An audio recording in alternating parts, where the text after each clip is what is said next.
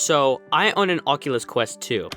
I've mentioned it multiple times on the channel as a joke, but I've been hesitant to make a video on it, especially since there are a buttload of VR content on YouTube. Like seriously, these guys have covered this industry so much to where I just sit in the corner sad that I can't branch out into this new cool technology without being squashed by Thrill Seeker and Virtual Reality Oasis. But I don't care about that anymore because I'm gonna make a video on a VR game anyways. Now let me introduce to you my favorite VR game at this moment in time. Please do not touch anything. I know, I can hear you all screaming and prancing around on your iPads right now. I have 4 VR games: Beat Saber, Super Hot, I Expect You to Die, and Please Don't Touch Anything. So I don't have the biggest catalog of VR games, but let's talk about that third one, I Expect You to Die. This game led me to this big frenzy of puzzle VR games. Like, I'm not even the biggest fan of puzzle games in general, but in VR it's so much different. You can pick up objects, analyze them, it feels so much more immersive. I love this game as well. Honestly, between these two, they are pretty neck and neck, but I Expect You to Die left me hungry for more. The game is split up into multiple levels. I understand how hard it is to develop different set pieces and gimmicks. The visuals, especially for a pretty early VR game, are impressive with its 1960s spy setting. I am super excited to see what they do in the sequel that was just recently announced. But there is a difference between best and favorite game. And yes, I Expect You to Die is the better of these two puzzle games. But something about this game, man, it's just so good. If you haven't played this game already, then stop watching this video and go and buy the game on Steam or console and play it for yourself. If you want a raw experience, I am telling you right here, right now, this game, just like any other puzzle game, is determined by your lack of initial information before going in. You have been warned. Now, for everybody else who ignored my spoiler warning, Please Don't Push Anything is a mind-bending puzzle game developed by small Russian studio 4 Quarters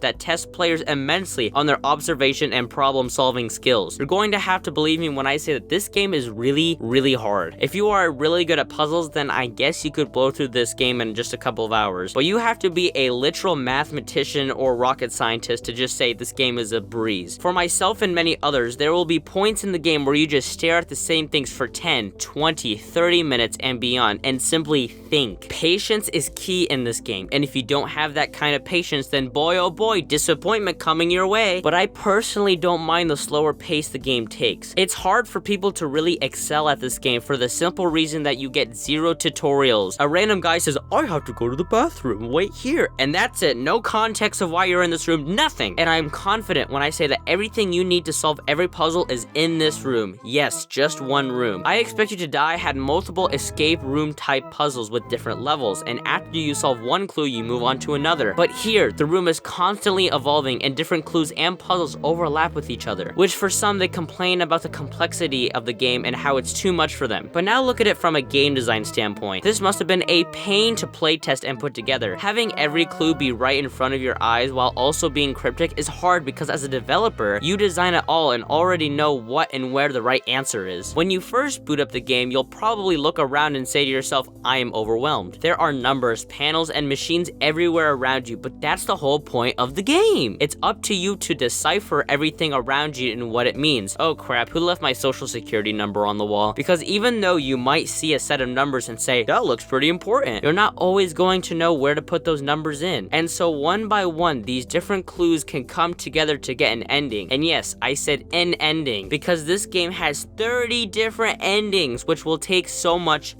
of your time. This is a nice segue to explain the difficulty and complexity of the puzzles in this game. When you first start, you're going to get a handful right off the bat. Press the button a lot to get an ending. Flick the switch and press the button, get an ending. Take the hammer and break the screen. Oh, hello there. These are just instincts you have just based off of the only tools you have presented in front of you. And then we meet our first challenge. Crap. Our first number combination. I hope you are observant, because if you're like me, you might be aimlessly looking around for a little longer than you should be, even though it's only the first code in the game. A smart design choice though is the use of Roman numerals here. And why do I say that? Well, the answer is going to come from where your eyes will be most attracted to in the beginning. This here instructions sheet. See over here on the right side, we have all these dashes. The combination of the dash and the line looks similar to a Roman numeral. Like if this right here were numbers instead of Roman numerals, you think the connection would have been made as quickly as if they were just Roman numerals, and where in the game is the only appearance of Roman numerals? Aha, looky here. Things like this that give the player a slight edge if they are really looking hard. So just put in the combination in, and then you are presented with even more gadgets. Flip the switch to one side and oh look, more numbers. Come on over here to this math book and hey, 8, 2, 6, and 7. Put those 4 numbers in here and oh boy, even more. You see what I mean when I say that the table is constantly evolving? One code might not just solve one ending, but will also open up more possibilities for other combination codes and endings. And don't think that when you use some buttons that you are done with them, no. Different buttons can house multiple combinations that will help aid you. Here's an example of a puzzle that I thought I had solved but hit 2 roadblocks. Those roadblocks came together eventually, and I'll be sure to explain how. We take our screwdriver and open up this panel that reveals 4 color-coded buttons. Now previously, we had already used these buttons for another ending. For that ending, you just had to notice the misspelling of grab and how it said GRYB. See how the Y is upside down? Well, we'll use these color-coded buttons again here shortly. When we put in the 3, 1, 2, 2, 1, 3 combination and flick the lever to the right, take this here black light to the buttons to reveal a 4 over the yellow button. Click it 4 times to reveal a keyhole, but obviously we need a key, so dead end there. Now we restart the level to flick the switch, but this time to the left side, and now we need a combination of 4 numbers. But it's almost like there are 4 numbers here, here, and even here. And sometimes combinations of numbers don't work here. 1, 2, 4, 4 doesn't work, but they might work for here. 1, 2, 4, 4. Oh hey, look, it's space. The required number combination for this puzzle specifically will come from this here calendar, 2001. Put it in and yeah, so now we have another puzzle. Get my point now? We have to shift gears into a word problem. We know that it's 5 letters, and instead of looking around aimlessly like I did for a bit, we had to go back to the calendar to identify that there is only one object on it, Earth. Put the combination of Earth and oh, a key. And think back to when we found that keyhole, put 2 and 2 together, and congratulations, you found one of the 30 different endings. The game is filled with this kind of stuff. The amount of complexity to some of these puzzles should be applauded to. And I also want to point out a lot of the fun little details that go into this game. Like there is a fun Easter egg where if you put in the code 2319 on this keypad, you get a fun animation that's played.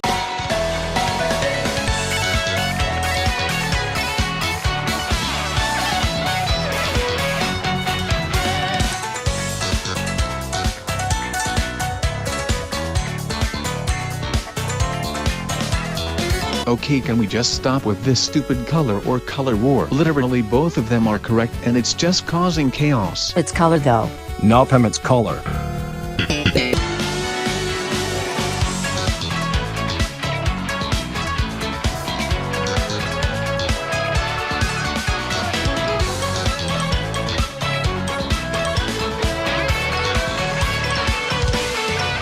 After each ending, you'll get a little animation on your computer screen, reminiscent of a monochrome Game Boy screen with its pixelation and ugly green color. You might also get some visuals that happen within the room, just to make it a little more immersive, I guess. The soundtrack is surprisingly good. I mean, we don't have a lot of songs, but for the most part, they are all a bop to listen to. I never got tired of what I was listening to, even if I was just thinking for minutes on end. The graphics are pretty simple, but this was a pretty early VR game, and plus, it doesn't really need to have cutting-edge graphics, so it works well within the context of the game. It looks nice, but despite my praises, I mean, this game isn't perfect by any means. So the first major problem is some of the puzzles. While most of them are fair and doable, I must admit, I ended up looking up just about 3 or 4 of them just to finish the game. Hey, I'm manly enough to admit it. And for the ones I did look up, I went, okay. Take for instance this ending where we have this phone that just threw me off forever. There's a phone number on the whiteboard, but that doesn't seem to work on the phone, so I'm thinking, where else could this phone number actually be used for? But the right thing to do is to input red, yellow, blue to reveal a small machine, and that's where you place the phone. Where do you get red, yellow, blue, you might be asking? Well, honestly, I don't know. I mean, there are sticky notes up here, but what indicates that you need to click yellow twice? Stuff like that, where how some of the clues were presented are are just way too vague and out there. Like when you only had a couple of endings like me, you have no clue where to start. It could be anywhere, and when one ending only happens when you press the button to cause a shutdown twice in a row, like why? Why should there be an ending accessed by completing an ending twice in a row? How was I supposed to know that? But even then, I do think that people over-exaggerate how many of the puzzles are deviously hard. Like take this trash puzzle for instance. To get the ending, you have to pick up all the trash on the ground and put it in the garbage. How was I supposed to know that, you might ask? Well, head over to the whiteboard with these sticky notes, and that blurry set of text says, trash goes into the trash, thanks. So this is a really subtle clue to tell you, hey, the scraps of trash on the ground go into the trash can. This tiny detail rewards players for really keeping an eye out. Another problem I had with the game is that sometimes the buttons and controls were not very precise. It seemed to me that the longer my play session was, the worse my inputs would be from an accuracy standpoint. It wasn't the end of the world though, since worst case scenario, you can always reboot the game and the load times are pretty quick. One point I am conflicted on is the number of red herrings. A red herring is basically something to throw off the player in their effort to solve a mystery, like a useless clue basically. I was surprised to find that most things in this game are not red herrings. Even codes and details I thought that were just there to throw me off, I actually ended up using, which is pretty cool. However, because of the number of little details in the game, it can be really overwhelming, like obviously. But even then, after knowing which clues were useless and what I had wasted my time on was really discouraging. Like as I got farther into the game, like I said, I realized just about everything is used or is important in some way to get an ending. So near the end of the game, you start to prioritize those details you haven't used quite yet. Two great examples would be this set of numbers, which by my memory, just about every other clue involving numbers you were given in this game had a purpose. Except this set of numbers, it means absolutely nothing. And this hamster down here, in retrospect, I realized it was played off to be a joke. I thought so much that there would be some code that would somehow interact with the hamster down here. And that was Please Don't Touch Anything, a really fun puzzle game that I had a blast going through. I would like to point out that if you are to buy this game, you might notice there are actually two versions of this game. Please Don't Touch Anything, or renamed to Please Don't Touch Anything Classic on the Switch version at least, and this version, Please Don't Touch Anything 3D. Yes, this game was actually based on a 2D predecessor. For the sake of simplicity, I'll be referring to the 2D version as simply Classic, and the VR version as just 3D. So Classic follows a pretty similar structure and design to the 3D version, since they are pretty much the same game. There are definitely changes, like subtle ones like the puzzles themselves. Like, did you know that the instructions board in Classic says 1, 2, 4, 3, unlike in 3D where it says 1, 2, 4, 4? Crazy, right? But yeah, this was a 2D sprite-based puzzle game originally, and it's cool to see that they kept a lot of the same visuals, like with the screen and even ending posters on the side of your desk. Even elements that were once used for puzzles that were reworked into something else still made the final cut in 3D, though they were just used as red herrings, which was super fun for me. Though if you do buy this game, I would highly recommend you go with 3D, purely for a few reasons. Number one, the puzzles feel a lot less congested. Like they spread out a lot of the clues in 3D and all the information isn't all on one screen, though at the cost of another criticism of mine with 3D. Since most of the puzzles are still in front of you and at your desk, there aren't many clues that are going to come behind you in 3D. And around back here where the lockers and this banner is, the whole back area is only useful for 2 endings. Yet another criticism I wanted to mention here, as it made sense in the context of comparing these two versions. Another plus with getting 3D is the addition of 5 more endings. Yeah, Classic had 25, which is still a good number, but it's always nice to have more content. And the biggest reason to get 3D is the fact that a lot of the puzzles have been rebalanced to be much more fair. Take for instance one of the most important codes in the game, 8267. In 3D, they circle the numbers in this math book. When I first played 3D, I thought this might be just a little too obvious for me, but I realized that these first few puzzles should be easy and get you in the hang of things of inputting codes, simply for the fact that if you do not know what to do, you will barely get any progress. In Classic, you are just expected to input these same 4 numbers, but there is no indication that they correlate to this code. A bit unfair if you ask me, but it gets better. For the calendar ending I talked about earlier, you know, 2001 and Earth, that stuff, it was much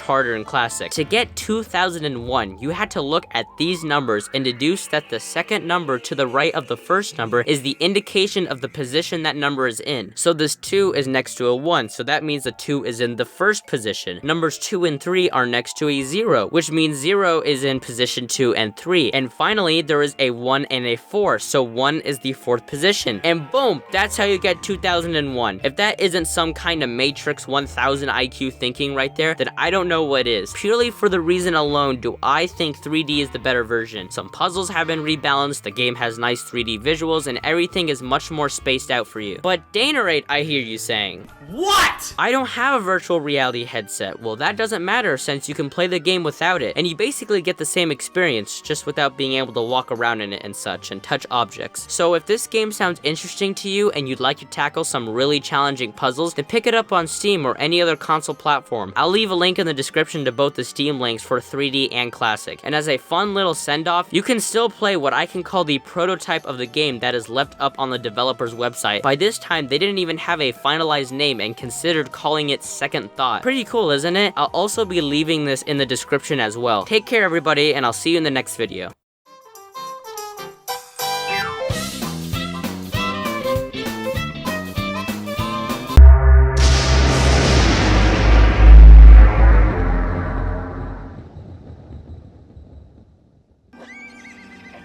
Stinking Danerade. first chance I get, I'll slice him in half. That stinking Barack Obama. First chance we get, let's slice him in half. Hey, get over here and wash up.